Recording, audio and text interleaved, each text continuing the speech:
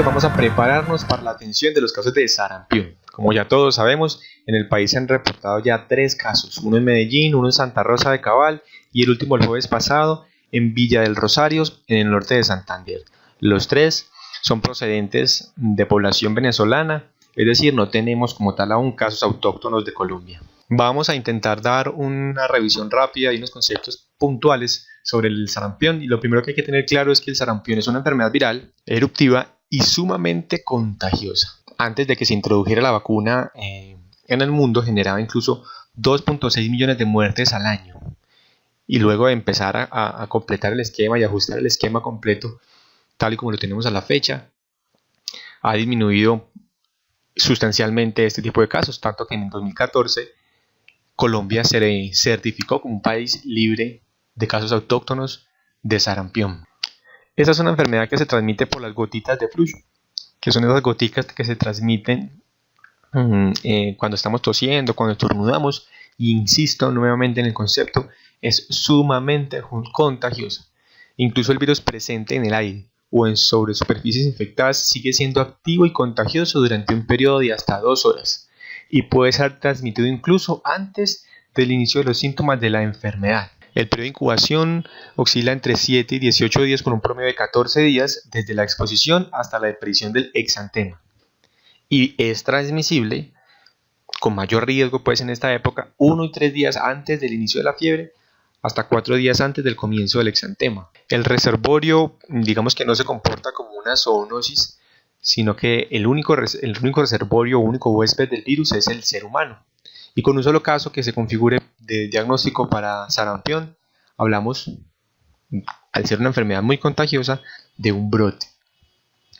Aquí quiero ponerles una mujer embarazadita, porque una mujer embarazada puede generar abortos, malformaciones o partos prematuros, por eso es de tan alta importancia. Ahora, ¿quiénes son susceptibles? Las personas susceptibles son aquellas que no han tenido la infección previamente, hayan quedado inmunizadas, o quienes no hayan recibido como tal el esquema de vacunación. Sin embargo, me puse a revisar y en España se reportaron 138 casos confirmados de sarampión en personas vacunadas incluso con las 2 dosis, 90 de ellos confirmados por laboratorio entre el 2003 y 2014. Revisemos entonces la definición del Instituto Nacional de Salud para la definición operativa de caso, ¿sí? Caso sospechoso, y nos vamos a centrar principalmente en este. El Instituto Nacional, el protocolo, considera otro tipo de definiciones que están ligadas como al nexo, a los laboratorios y a la procedencia, pero digamos que en la parte clínica y operativa nos sirve mucho a nosotros identificar este tipo de casos. Todo caso de que se sospeche sarampión cuando haya presencia de fiebre y erupción maculopapular y además tenga cualquiera de los siguientes síntomas: tos, coriza o conjuntivitis. Tos, coriza, que es como una congestión nasal, una rinorrea persistente, y conjuntivitis. No I, perdón, O tos, o coriza, o conjuntivitis. Es decir, cualquiera de ellas.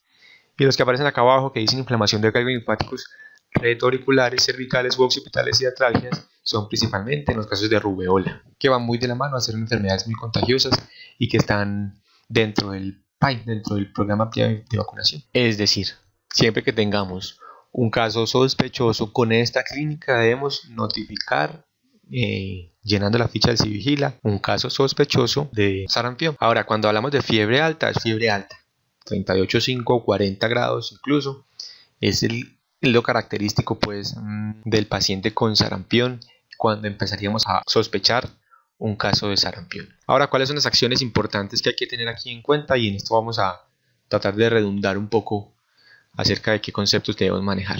Lo primero que hay que hacer es una notificación inmediata. En tanto tengamos el caso sospechoso por la clínica, debemos hacer inmediatamente la notificación. Comunicamos a la jefe de turno, comunicamos inmediatamente al líder de epidemiología y hacemos el diligenciamiento de la ficha epidemiológica y de la historia clínica. Coloco historia clínica porque necesitamos hacer una buena historia clínica reportando de dónde venía el paciente, hace cuánto empezaron los síntomas, dónde vive, ha viajado, no ha viajado, ha salido, es procedente de Venezuela, tiene su esquema de vacunación completo, muestra el carnet, qué fechas recibió la vacunación.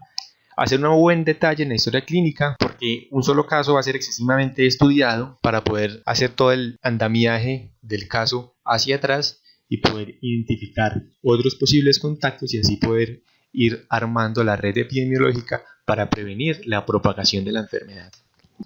Insisto nuevamente, diligenciamiento de ficha epidemiológica con todos los datos de identificación del paciente claros. No nos quedemos con los datos de facturación, sino que nuevamente preguntémosle dirección de residencia, número telefónico. Hagamos bien un buen diligenciamiento de la ficha epidemiológica y registremos en la historia clínica los mismos datos. Dirección adecuadamente, teléfono del paciente, inicio de síntomas, síntomas asociados, enfermedades, comorbilidades, de dónde viene, hacia dónde viva, todo tipo de consultas que podamos hacer a este paciente debemos registrarlas en la historia clínica para que quede una buena evidencia de la atención. Digamos que la tercera acción importante para hacer es el aislamiento respiratorio y por último los estudios de laboratorio. ¿Por qué el aislamiento respiratorio? Porque sabemos que es una enfermedad muy contagiosa y su principal fuente de contagio es las gotitas de flujo, las goticas que se pueden expulsar durante la tos o el estornudo. Ahora, ¿qué estudios de laboratorio vamos a hacer?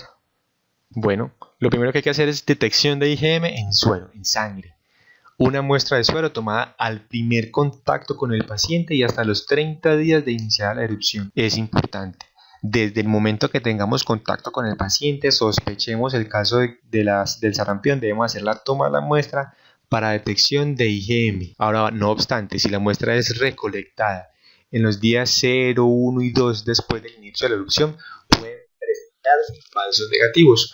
Por eso es bueno hacer un seguimiento y un control a las 2 semanas, a ver si los síntomas, si el IgM todavía es indetectable o si se positivizó. Ahora, es sumamente importante y por ello lo de la historia clínica, el diligenciamiento de la ficha epidemiológica, de que esa muestra vaya bien rotulada, con el nombre del paciente, la procedencia, edad, sexo, fecha de última vacunación, fecha de inicio de la erupción, fecha de la recolección de la muestra y nombre del remitente e institución. En algunas ocasiones, si la muestra no tiene toda esta información, prácticamente es una muestra que no tiene validez porque no nos va a servir para hacer todo el esquema epidemiológico que requiere para el seguimiento. Ahora, a todo caso que se encuentre dentro de los 7 días siguientes al inicio de la erupción, vamos a hacerle detección del virus o aislamiento del virus en orina y en un hisopado faríngeo o nasofaríngeo. Vuelvo, insisto, a todo caso sospechoso que se encuentre dentro de los 7 días siguientes al inicio de la erupción. Esta información es la que se encuentra en el protocolo y de pronto el municipio o el departamento se podrá manifestar con algunas alternativas.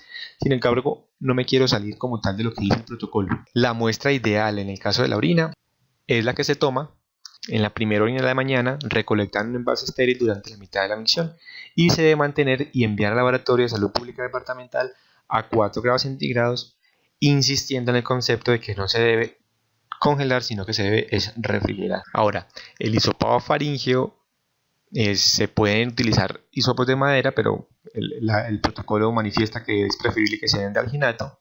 Se deben como tal frotar las fosas nasales y la faringe separadamente, es decir, un hisopo para cada una de estas zonas, si se va a tomar la muestra de ambas zonas, para poder obtener células de las paredes mucosas y dejarlas como tal en las paredes del recipiente que se vaya a conservar. Y listo, quiero que volvamos como tal a revisar el concepto nuevamente de las acciones que tenemos que hacer. No es muy complicado, pero es importante reforzar y redundar sobre el tema.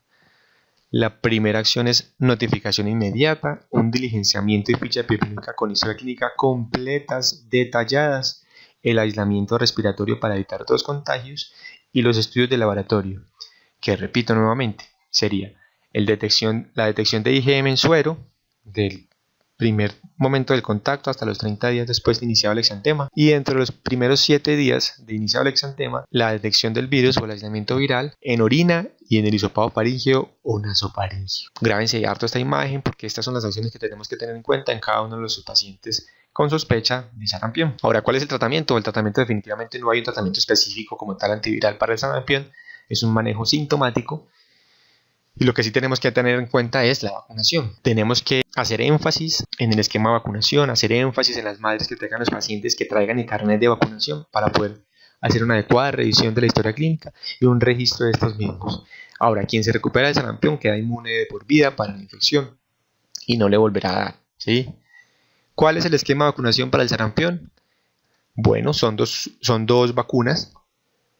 Como está el esquema actualmente diseñado, una vacuna se recibe a los 12 meses, es decir, al año, y la segunda vacuna o el refuerzo se recibe a los 5 años. Previo a este esquema se manejaba el concepto de que el refuerzo se aplicaba a los 10 años y por eso es muy importante y los grupos de vacunación están buscando a toda la población que tenga menos de 11 años, es decir, 10 años, 11 meses, 29 días, para asegurar que tengan el esquema completo de vacunación y asegurarles su dosis de vacunación.